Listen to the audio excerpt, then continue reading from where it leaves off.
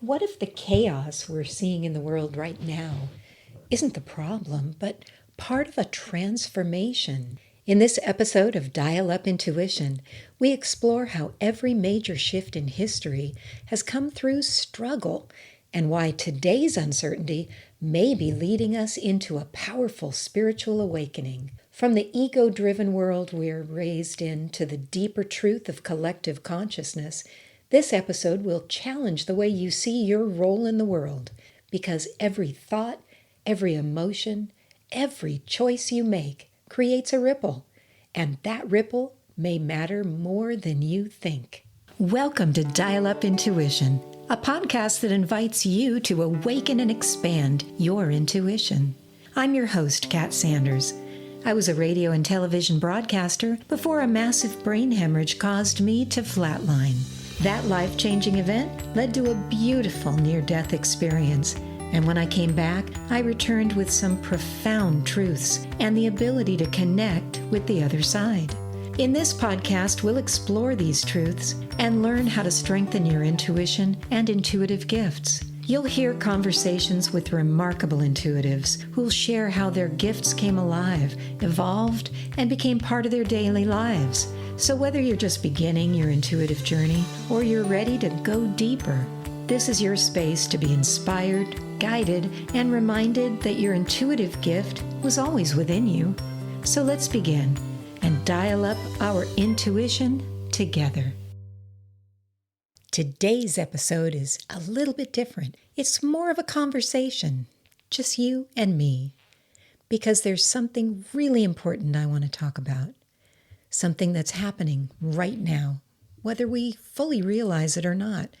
And that is, we are in the middle of a global shift in consciousness. Now, you've probably already heard about it. It's called the awakening. And I know it can feel like your journey is, well, just that, your journey, your life, your growth, your struggles. But it's not just personal, it's collective. There's something much bigger happening here, and you're a part of it. Now, everything you think, everything you feel, everything you do, well, it creates a ripple, and that ripple moves far beyond you can see. Now, you've experienced this, and I've talked about it before. You walk into a room where somebody's happy, grounded, positive, having a great day, and suddenly you feel lighter. Nothing was said, nothing obvious happened, but something shifted. That's energy, that's consciousness, and that is the ripple. And the opposite is true too. Fear, resentment, negativity, those emotions create ripples of disruption, sometimes for miles. So here's something really interesting. If you look back through history, every major shift, every transformation that changed humanity came after chaos, after struggle and distress. So it's kind of like the no pain, no gain theory, but it doesn't just apply to individuals, it applies to the world.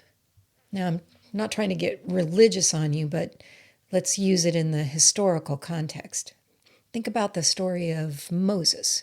Now, he led the Israelites out of slavery into the promised land, right? Now, that didn't just happen during a peaceful time. It happened when things were really, really hard. The Pharaoh was being cruel. I mean, really cruel at that time. He was killing babies because he wanted the male child to be, killed. People were really, really suffering. It was absolute chaos. And when they started moving towards something better, it wasn't easy, not at all. But it did lead to transformation. And then there's Good Friday. We call it Good Friday. But if you really think about it, Jesus wasn't really having a very good day. He was convicted without a trial, forced to carry a cross. He'd been deceived by a friend. And then he was crucified. So not a great day for him. And yet, what came from that moment, from that day, was one of the most transformational shifts in belief and consciousness. Now, we can talk about the fall of the Roman Empire.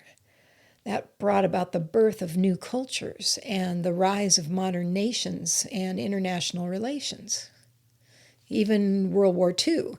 Now, that was a horrible time. The Nazis and the horrific things that they were doing and that they were planning.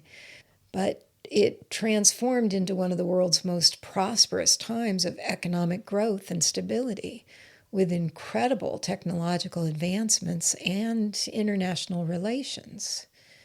So when you look at the world today and you see division, chaos, stress, and uncertainty, it's easy to feel overwhelmed. And I know that we're all feeling a bit overwhelmed and we're seeing what's going on today.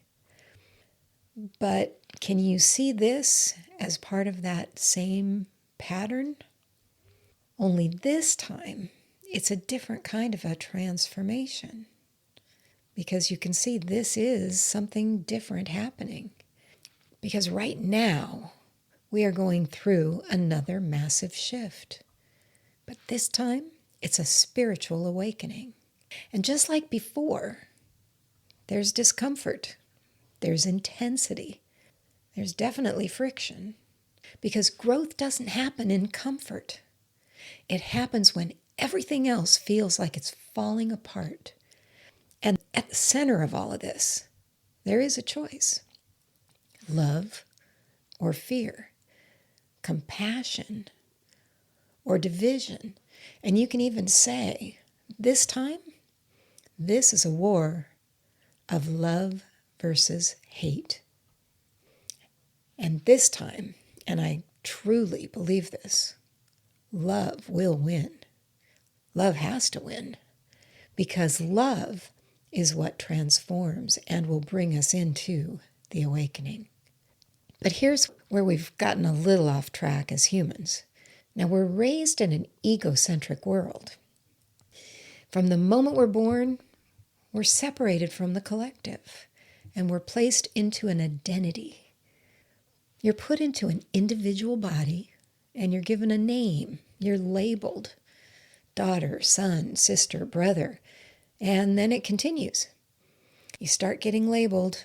Again, you're smart, or maybe not so smart.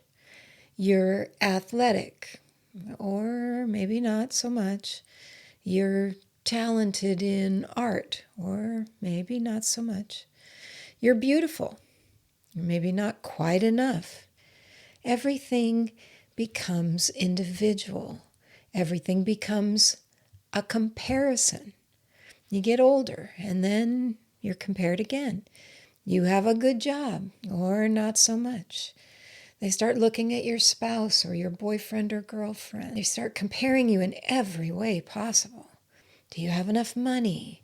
Do you have a good job? Do you have a great car? Everything's compared. Everything's compared. What about your house? Do you rent? Do you own? Everything's compared. Everything's labeled. And over time, we start to forget something really, really important. We forget that we're all connected and that none of this on this stage that we call life, that we're just little actors in, that we're just temporarily here, none of that is really important.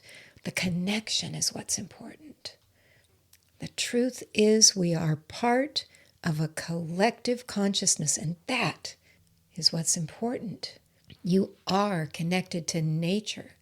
You're connected to the animals, to other people, even those who have passed. Once you start to experience that again, to remember that, you can begin to feel it. That tree in your yard, it isn't just a thing to look at. It's alive. It's connected. Animals, they're not separate. You can communicate with them. And love, it doesn't end when someone leaves this world and leaves their body. And here's the thing. As children, many of us knew this. We felt it naturally. Maybe you thought you could talk to animals. Maybe you had an imaginary friend. Maybe that imaginary friend was really your spirit guide that you were still connected to. Maybe you sensed things that you just couldn't explain. Maybe you saw Grandma in the corner of your room after Grandma had passed. Nobody could explain that. But what happened? Someone told you it wasn't real. Stop making things up. That's silly. That's not possible. So you shut it down. You grew up, right? We all have to grow up sometime. And part of this awakening is remembering, going back to that openness, that curiosity, that connection. Now here's something that might surprise you. This awakening, it isn't about your personal evolution. I know that sounds strange, and we'll talk about that in another episode. But this time, this awakening is not just about you. This time, it's about the whole, the collective. Now, your role matters, and it matters a lot because of how you affect everything around you. Because every thought that you have, every action, every moment of love or fear creates a ripple. Love and compassion and caring create powerful, positive change. Fear and negativity create disruption that spreads like wildfire. So the question becomes, what are you putting into the field? And which side are you on? Because I know why you're here. I know what my listeners are about. I know what side you're on. After everything I've experienced, I'll tell you what, after touching that place of oneness and then coming back here, it feels like such an honor to be part of this, to play even a small role in helping the collective. So how do we stay connected to that overall consciousness of everything? How do you step into this role completely? Well, start simple. Be present, quiet your mind, meditate, breathe, spend time in nature, trust your intuition. That's your direct connection. Practice gratitude. It shifts your energy. Pay attention to the synchronicities because they are guiding you. Be childlike in your openness to it. And most importantly, trust the process. And then bring it into your daily life. Choose love, even in stressful moments, even with difficult people. Limit that negative input, especially online. And I'll tell you, it's hard. It's hard not to just lash out at these people that are saying things that you just can't relate to. And you want to say, no, you're wrong. This is the way it is. Don't do it. Don't get involved. Don't participate. Instead, surround yourself in a positive environment and with positive people, because every moment, every thought, every intention, you are creating a ripple. So ask yourself, what kind of ripple do I want to leave behind? Because that ripple, that's your legacy. Your team needs you now more than ever. The world needs you. And you are here right now. That is not an accident. You're here at this time in the universe, at this time in the world, for a reason. You're not here in the 20s or 30s. You didn't come into this world at another time. You're in this world right now for a very good reason. You needed to be here for the awakening, and you are here. It's happening now. So even when it feels hard, especially when it feels hard, stay focused. Remember your role. Be part of the compassion, part of the love, part of the awakening. My neighbor across the street, 96 years old, she says, why am I still here? And I tell her, because you are a prayer warrior.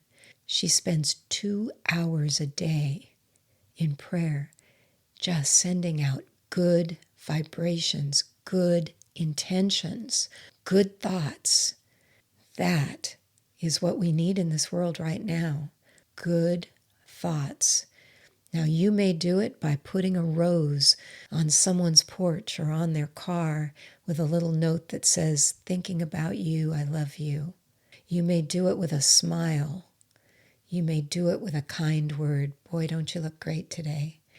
You just need to send love in every way and any way that you can do it, because that's what we need right now today. We are in the awakening and we need that love right now. I hope you enjoyed this episode of Dial Up Intuition.